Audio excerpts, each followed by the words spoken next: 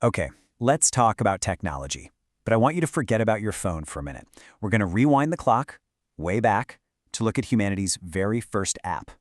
It wasn't digital, but trust me, it completely reprogrammed our entire species. So, let me ask you a question. What do you think is the single most important invention ever? Seriously, think about it. The wheel? The printing press? Maybe the internet? I mean, they're all incredible for sure, but the real answer? It's much, much older. And a whole lot simpler. You heard that right, a rock. Well, not just any rock. It was the idea to take a plain old rock and purposefully shape it into something useful. That was the spark. That moment of genius is what kicked off, well, everything. All right, so let's start at the very beginning of this story. We're jumping back millions of years to meet the first trailblazers of technology and check out their groundbreaking toolkit. So this is the Oldowan tradition. It's named after a place in East Africa called Oldowan Gorge where tons of these were found. We're talking about the earliest known tool industry, starting around 2.6 million years ago. Yeah, they might just look like broken rocks, but that little sharp edge they created, it was an absolute game changer. So who are the innovators behind this? Meet Homo habilis. The name literally means handy man. Pretty fitting, right? These early humans had bigger brains than their ancestors, and they used these simple tools to solve huge problems. Now they could slice meat off a carcass, or even better, smash open bones to get to the rich, fatty marrow inside. That high-energy food was like rocket fuel for their brains, which helped them get even smarter. Now, making one of these might look easy, but it took some serious skill. The technique is called percussion flaking. First, you got to find the right kind of stone to be your main piece, your core. Then you need an even harder rock to use as a hammer. And here's the tricky part. You have to hit that core at the perfect angle to shear off a sharp flake. If you get it wrong, the whole thing just shatters. It required planning and some pretty amazing hand-eye coordination. For almost a million years, these simple Oldowan choppers were the cutting edge of technology. But then, around 1.7 million years ago, something totally new shows up in the archaeological record. It was a major upgrade. And this was called the Acheulean tradition.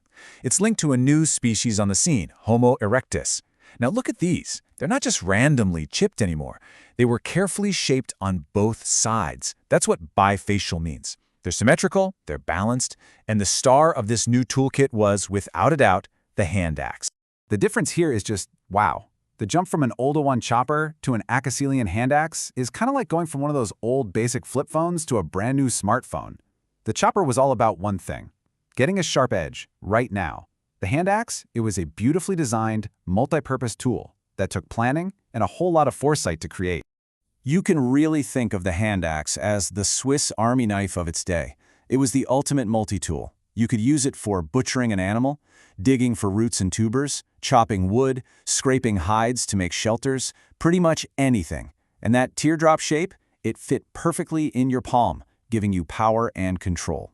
And the hand axe was just the beginning. It was the centerpiece of a whole new toolkit. They used the same techniques to make other specialized tools. You had heavy-duty cleavers, great for hacking through thick bone. You had smaller, more delicate scrapers for preparing animal skins. For the very first time, we see technology starting to specialize for different jobs.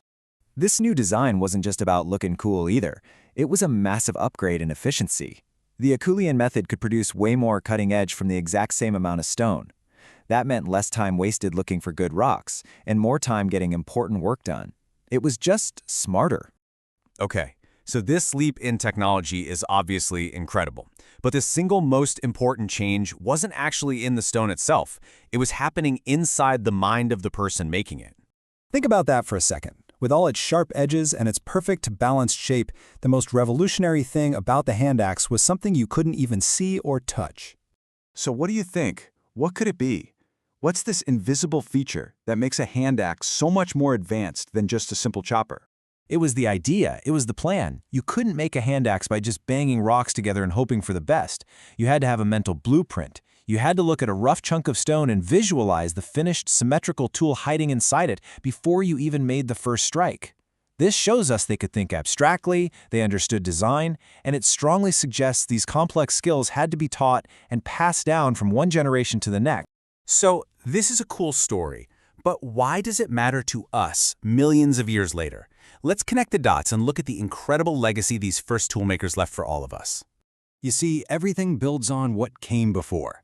Those first simple Oldowan tools helped our ancestors survive and fueled their brain development. Then the more advanced Acheulean toolkit gave Homo erectus the edge they needed to spread out of Africa and across the entire globe.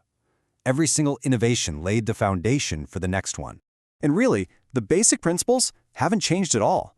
The ability to look at a raw material, to visualize a finished product in your mind, and to plan out the steps to create it, that is the heart and soul of all technology. There's a direct line of thinking that connects that very first hand axe to the phone in your pocket, the buildings we live in, and the ships we send to other planets. Our ancestors looked at a simple rock and saw the future. They saw a solution. They saw a whole new way of living. So as we look at the world around us today, what are the simple things we might be overlooking? What's going to be the next revolutionary idea that changes everything all over again?